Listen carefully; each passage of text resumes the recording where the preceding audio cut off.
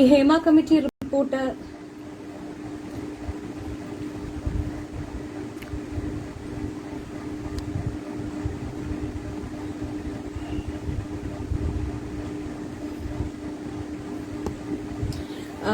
Sorry, നമ്മുടെ FB ലൈവിനിടയ്ക്ക് ചെറിയൊരു interruption ഉണ്ടായി. ഖേദം പ്രകടിപ്പിക്കുന്നു. നമ്മൾ ഹേമ കമ്മിറ്റി റിപ്പോർട്ടിനെ കുറിച്ചാണ് പറഞ്ഞുകൊണ്ടിരുന്നത്. ഇപ്പൊ ഹേമ കമ്മിറ്റി റിപ്പോർട്ട് വന്ന് ഇത്രയും ദിവസമായിട്ടും അമ്മ ജനറൽ സെക്രട്ടറിയും വേറെ 3-4 പേരും ചേർന്ന് ഒരു പത്രസമ്മേളനം 5-6 ദിവസത്തിന് ശേഷം കഴിഞ്ഞ ദിവസം നടത്തുകയുണ്ടായി. പക്ഷെ ഇപ്പോഴും ഈ റിപ്പോർട്ടിനെ കുറിച്ച് യാതൊന്നും ഉരിയാടാത്ത, അല്ലെങ്കിൽ ഇങ്ങനെ ഒരു റിപ്പോർട്ട് വന്നു അതിനെക്കുറിച്ച് എന്താണ് തങ്ങളുടെ അഭിപ്രായം എന്നുള്ളതിനെ കുറിച്ചോ, സഹപ്രവർത്തകർ സെക്ഷുവലി പോലും ഹറാസ്ഡ് ആയിട്ടുണ്ട് എന്നുള്ളത് ആ റിപ്പോർട്ടിന്റെ ഭാഗമായിട്ട് അത്തരം വിവരങ്ങൾ ഉണ്ട് എന്നൊക്കെ അറിഞ്ഞിട്ടും ഇതുവരെ പ്രതികരിക്കാത്ത കുറെ ഏട്ടന്മാരും വലിയേട്ടന്മാരും ഒക്കെ ഉണ്ട് നമ്മുടെ മലയാള സിനിമയിൽ. ഈവൻ AMMയുടെ ഭാഗമായി പോലും മലയാളികളുടെ പ്രിയപ്പെട്ട ലാലേട്ടൻ, മലയാളികൾ ഏറ്റവും ആരാധനയോടുകൂടി കാണുന്ന മമ്മൂക്ക, പിന്നെ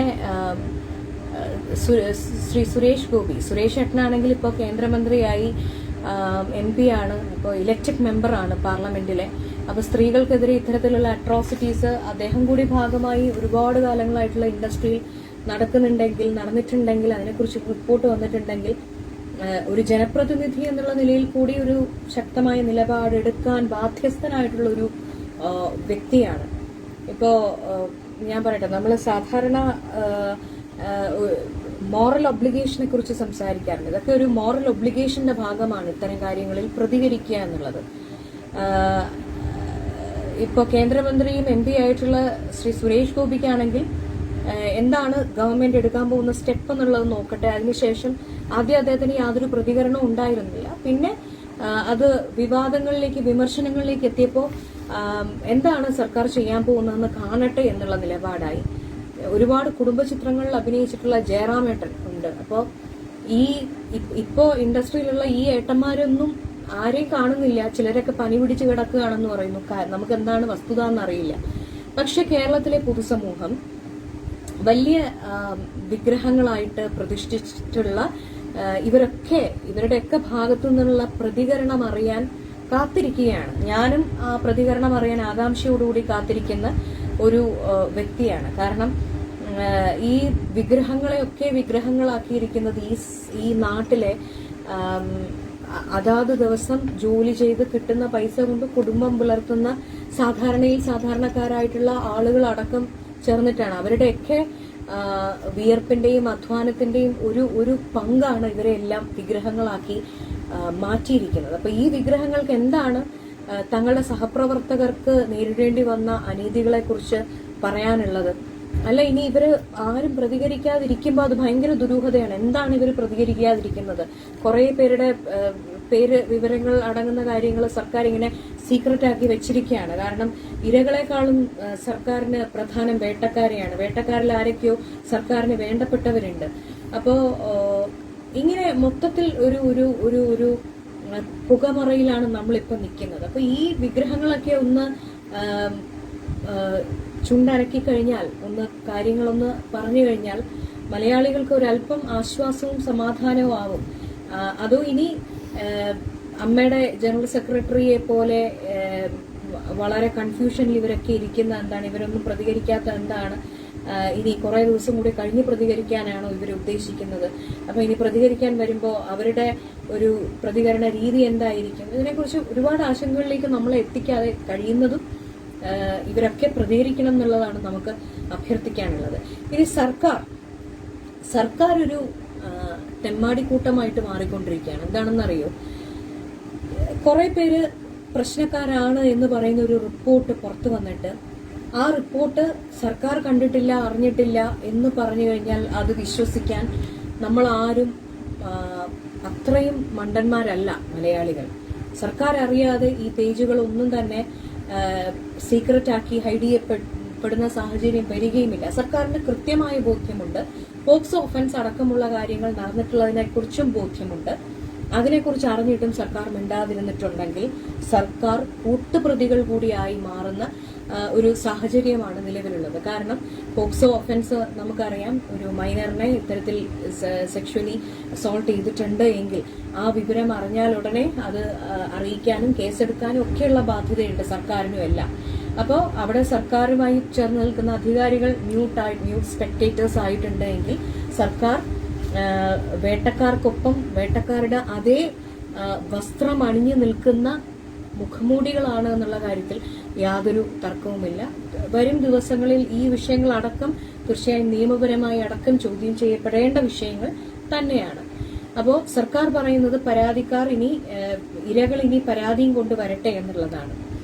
ഒരു കമ്മീഷൻ വാട്സപ്പ് ഗ്രൂപ്പ് ക്രിയേറ്റ് ചെയ്ത് നിങ്ങൾക്ക് പറയാനുള്ളത് പറയൂ എന്ന് പറയുമ്പോൾ പോലും അതിൽ നിന്ന് ലെഫ്റ്റ് അടിച്ച് പോകുന്ന മാനസികാവസ്ഥയിൽ നമ്മുടെ സിനിമാ മേഖലയിലെ സ്ത്രീകൾ എത്തിച്ചേർന്നിട്ടുണ്ട് എങ്കിൽ എത്ര മോശപ്പെട്ട അവസ്ഥയിലാണ് അവരെന്നുള്ളത് ആലോചിക്കണം. അവരിനി വന്ന് പരാതി നൽകണമെന്നാണ് പറയുന്നത്. ഇപ്പം ശ്രീലേഖ മിത്രയെ പോലുള്ളൊരു നടി അവർക്ക് നേരിടേണ്ടി വന്ന അനുഭവത്തെക്കുറിച്ച് പറഞ്ഞിട്ട് പരാതി തരട്ടെ എന്ന് സർക്കാർ പറയുന്നു. എന്തിന്? അമ്മയുടെ ജനറൽ സെക്രട്ടറി റേപ്പ് ചെയ്ത അനുഭവം ഒരു യുവനടി പറഞ്ഞിട്ടുണ്ട്. സർക്കാർ എന്താണ് ഇനി ഇവരൊക്കെ വന്ന് പരാതി എഴുതി തന്നാൽ മാത്രമേ കേസെടുക്കുകയുള്ളൂ എന്നുള്ളതാണോ സർക്കാരിന്റെ നിലപാടെന്നുള്ളത് കേരളത്തിലെ സ്ത്രീ സമൂഹത്തിന് അറിയാൻ അതിയായ ആഗ്രഹമുണ്ട്. എന്തിനാണ് സർക്കാർ ഈ AMMA ഭയക്കുന്നത്? സർക്കാരിനെ ഫണ്ട് ചെയ്യുന്നത് ഇലക്ഷൻ ഫണ്ടോ അങ്ങനത്തെ കാര്യങ്ങളൊക്കെ കൂടുതലായിട്ട് ഇവർ തരുന്നുണ്ടോ? എന്താണ് എന്ന് കേരളത്തിലെ ജനങ്ങൾക്ക് അറിയാനുള്ള അവകാശമുണ്ട്. ഈ പവർ ലോബി എന്ന് പറയുന്നത് സർക്കാരിന്റെ സ്പോൺസേഴ്സ് ആണോ എന്നുള്ളത് തീർച്ചയായും കേരളത്തിലെ ജനങ്ങൾക്ക് അറിയാൻ താല്പര്യമുണ്ട്. എന്തു തന്നെയായാലും രഞ്ജിത്തിലും സിദ്ദിഖിലും ഒക്കെ പേരുകൾ എത്തി നിൽക്കുമ്പോൾ ഇപ്പോൾ ജീവിച്ചിരിക്കുന്നവരും മരണപ്പെട്ടവരിൽ നിന്നുമൊക്കെ ഉണ്ടായിട്ടുള്ള അനുഭവങ്ങളെക്കുറിച്ച് പല സ്ത്രീകളും പുറത്തു വന്ന് പറഞ്ഞുകൊണ്ടിരിക്കുകയാണ്.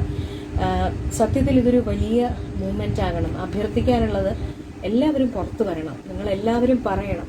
പക്ഷെ എല്ലാവർക്കും അങ്ങനെ വരാനോ പറയാനോ പറ്റില്ല എന്നുള്ള യാഥാർത്ഥ്യം നമ്മൾ ഉൾക്കൊള്ളുകയും ചെയ്യുന്നു. കാരണം പലർക്കും പല ജീവിത സാഹചര്യങ്ങളിലൂടെ ആയിരിക്കും പോകുന്നത്, പലർക്കും അവരുടെ ഉപജീവന മാർഗമാണ്, പലർക്കും പല കാരണങ്ങൾ കൊണ്ട് നിലനിൽപ്പിന്റെ പ്രശ്നങ്ങൾ കൊണ്ടൊന്നും പ്രതികരിക്കാൻ പറ്റാത്തവരുമാണ്. കഴിയുന്നവരത്രയും പൊതുസമൂഹത്തിൽ വന്ന് പ്രതികരിക്കണം. എല്ലാ കള്ളന്മാരുടെയും ആ മുഖം മൂടി നമുക്ക് പിഴുതെറിയേണ്ട, അത് കഴിയുന്നതും വേരോടെ പിഴുതെറിയാൻ. കാരണം സിനിമാ മേഖല മറ്റേതൊരു തൊഴിൽ മേഖലയെ പോലെയും സ്ത്രീകൾക്ക് അന്തസ്സോടുകൂടി വന്ന് പ്രവർത്തിക്കാൻ പറ്റുന്ന, ഇപ്പം തമാശക്കെങ്കിലും പലരും പറയുന്ന കേട്ടിട്ടുണ്ട്, പലരും സിനിമ നിർമ്മിക്കാൻ ഇറങ്ങുന്നത് പോലും ഇത്തരത്തിലുള്ള ചൂഷണങ്ങൾക്ക് പെൺകുട്ടികളെ കിട്ടും എന്നുള്ളത് കൊണ്ടാണ്, അല്ലെങ്കിൽ അതിന് സാധിക്കുമെന്നുള്ളത് കൊണ്ടാണെന്ന് തമാശക്കെങ്കിലും പറയുന്നത് കേൾക്കുന്നുണ്ട്. അതൊരു ക്രൂരമായ തമാശയാണ്. സിനിമ എന്ന് പറയുന്നത് ഒരു എന്റർടൈൻമെന്റ് ഇൻഡസ്ട്രിയാണ്. ആ ഇൻഡസ്ട്രി 90 വർഷത്തിൽ അധികം പാരമ്പര്യമുള്ള ഇൻഡസ്ട്രിയാണത്. ഏത് കാലം മുതൽ ചൂഷണം ഉണ്ടെങ്കിലും ഒരു പെണ്ണായി ജനിക്കപ്പെടുന്നതിന്റെ പേരിൽ ഒരു ജെൻഡർ സ്ത്രീയാണ് എന്നുള്ളതിന്റെ പേരിൽ ചൂഷണത്തിന് ഒരു സമൂഹം ചൂഷണം ചെയ്യുന്നതിനെ ഒരു സമൂഹം ന്യായീകരിക്കാൻ നിൽക്കുകയാണെങ്കിൽ അത് ഏറ്റവും പ്രാകൃതമായ സമൂഹത്തെക്കാളും പ്രാകൃതമാണെന്നുള്ളത് അടിവരയിട്ട് പറയേണ്ടിയിരിക്കുന്നു. കാരണം സ്ത്രീയും പുരുഷനും രണ്ട് ജെൻഡേഴ്സാണ്. സ്ത്രീ ഇല്ലാതെ പുരുഷനോ പുരുഷനില്ലാതെ സ്ത്രീക്കോ എക്സിസ്റ്റ് ചെയ്യാൻ പറ്റുമെന്ന് ഞാൻ വിശ്വസിക്കുന്നില്ല. പക്ഷേ സ്ത്രീയെ ഒരു ഇൻഡിവിജ്വലായി കണ്ടുകൊണ്ട് ശരീരത്തിനപ്പുറം മനസ്സുള്ള ആണുങ്ങൾക്ക് ശരീരത്തിൽ ഒരാള് തല്ലിക്കഴിഞ്ഞാൽ നോവുമെങ്കിൽ അതുപോലെ തന്നെയാണ് സ്ത്രീക്ക്. ഒരു പുരുഷന് ഒരു പെൺകുട്ടി പ്രണയിച്ചു കഴിഞ്ഞ് ചതിച്ചു പോയി കഴിഞ്ഞാൽ, അല്ലെങ്കിൽ അങ്ങനെ ഒരു വിവാഹം ആഗ്രഹിച്ച് നടക്കാൻ വേദനിക്കുമെങ്കിൽ അതേ ഫീലിംഗ് തന്നെയാണ് ഒരു സ്ത്രീക്കും ഉള്ളത്. പക്ഷേ ഒരു സ്ത്രീയെ സംബന്ധിച്ചിടത്തോളം ചൂഷണം ചെയ്യപ്പെടുക എന്ന് പറയുന്നത് അത് മരണതുല്യം. അതായത് ആ പെൺകുട്ടി ലാസ്റ്റ് ബ്രത്ത് എടുക്കുന്ന നിമിഷം വരെ അവരുടെ ഓരോ പകലും ഓരോ രാത്രിയും അവർ ആ ട്രോമയിലൂടെ റീലീവ് ചെയ്തുകൊണ്ടിരിക്കുകയാണ്. തീർച്ചയായും ആ പ്രവണത സിനിമ ഇൻഡസ്ട്രിയിൽ ഉണ്ടെങ്കിൽ അത് തുടച്ചു നീക്കാൻ ഞാനും നിങ്ങളും ഒരു പൊതുസമൂഹം എല്ലാവരും ബാധ്യസ്ഥരാണ്, മാധ്യമങ്ങൾ ബാധ്യസ്ഥരാണ്. ഈ റിപ്പോർട്ട് സത്യത്തിൽ പലപ്പോഴും ചർച്ചയിൽ ഇങ്ങനെ വരുന്നത് ഇതൊരു 2-3 ദിവസം ചർച്ച ചെയ്ത് അങ്ങ് കെട്ടടങ്ങി പോവുമായിരിക്കും എന്നുള്ള രീതിയിൽ. ഒരിക്കലും ഈ വിഷയത്തിന്റെ പ്രാധാന്യം കുറഞ്ഞു പോകാൻ പാടില്ല. ഈ പേരുകൾ മുഴുവൻ സർക്കാർ പുറത്തുവിടുകയും ആ കള്ള മാന്യന്മാരുടെ മുഖംമൂടി വലിച്ചെറിയപ്പെടുകയും ചെയ്യണം.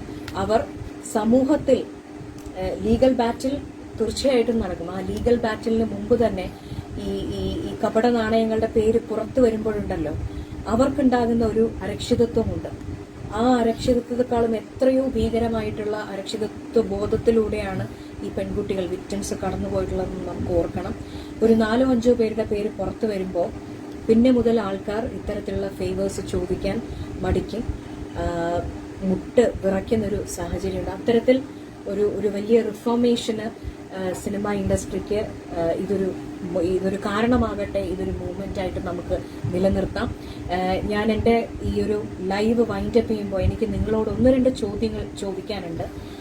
ഇത് കാണുന്നവർ കഴിയുമെങ്കിൽ നിങ്ങളുടെ ഒരു മനസ്സ്, നിങ്ങളുടെ ചിന്ത എന്താണെന്നുള്ളത് താഴെ കമന്റിൽ ഷെയർ ചെയ്ത് കഴിഞ്ഞാൽ എനിക്കൊന്നത് കുറച്ചുകൂടി ഇഫക്റ്റീവ് ആകും എന്ന് എനിക്ക് തോന്നുന്നു. മറ്റൊരു ചോദ്യം ചോദിക്കാനുള്ളത്, പിണറായി സർക്കാർ ഈ കുറ്റവാളികളെ ബുക്ക് ചെയ്യുമെന്നോ അല്ലെങ്കിൽ അവർക്കെതിരെ കൃത്യമായി കേസ് ഫയൽ ചെയ്യുമെന്നും അവരെ വിചാരണയിലേക്ക് കൊണ്ടെത്തിക്കുമെന്നും നിങ്ങൾ വിശ്വസിക്കുന്നുണ്ടോ? പിണറായി സർക്കാർ ഒരു സ്ത്രീപക്ഷ സർക്കാരാണെന്ന് നിങ്ങൾ വിശ്വസിക്കുന്നുണ്ടോ? ഇരകളായിട്ടുള്ള പെൺകുട്ടികൾക്ക് നീതി ലഭിക്കാൻ, അവരുടെ ആത്മാഭിമാനം വീണ്ടെടുക്കാൻ, നിലനിർത്താൻ നമ്മൾ ഓരോരുത്തരും ഒരുമിച്ച് നിൽക്കേണ്ട ഒരു മാസ് മൂവ്മെന്റിനുള്ള സമയമായിട്ടില്ലേ? അങ്ങനെയാണെങ്കിൽ നമുക്ക് സർക്കാരിന്റെ കണ്ണു തുറപ്പിക്കാൻ ഏത് തരത്തിൽ ഒരു മാസ് ക്യാമ്പയിനിലേക്ക് പോകാം? ഇത്തരം വിഷയങ്ങളെക്കുറിച്ച് നിങ്ങൾക്കുള്ള കാഴ്ചപ്പാടുകൾ തീർച്ചയായിട്ടും താഴെ കമന്റിൽ ഷെയർ ചെയ്യുക. വരും ദിവസങ്ങളിൽ നമുക്കിതൊരു വലിയ മൂവ്മെന്റ് ആക്കി തന്നെ മാറ്റണം. കാരണം ഈ പെൺകുട്ടികൾ WCC ഒറ്റയ്ക്ക് നടത്തുന്ന ഒരു യുദ്ധം, ആ യുദ്ധം എവിടേക്ക് അത് കൊണ്ടെത്തിക്കും എന്ന് എനിക്കറിയില്ല. പക്ഷെ നമ്മൾ ഒരുമിച്ച് നിന്നാൽ ഏത് മലയും നമുക്ക് മൂവ് ചെയ്യാൻ സാധിക്കും. അപ്പോൾ സർക്കാർ ഒരു മലയാണെങ്കിൽ ഈ കേരളത്തിലെ നല്ല മനസ്സുള്ള, നല്ല വ്യക്തിത്വമുള്ള മനുഷ്യർ ഒരുമിച്ച് നിന്നു കഴിഞ്ഞാൽ ആ മലയെ നമുക്ക് വേണമെങ്കിൽ തെറ്റാണ് എന്ന് ഓർമ്മിപ്പിച്ചുകൊണ്ട് ശരിയിലേക്ക് കൊണ്ടുവരുത്താൻ സാധിക്കും. ആ ശരിയിലേക്ക് കൊണ്ടുവരുത്താനുള്ള ഒരു നല്ല തുടക്കത്തിന് നിങ്ങൾ എല്ലാവരും ഒപ്പം ഉണ്ടാകട്ടെ.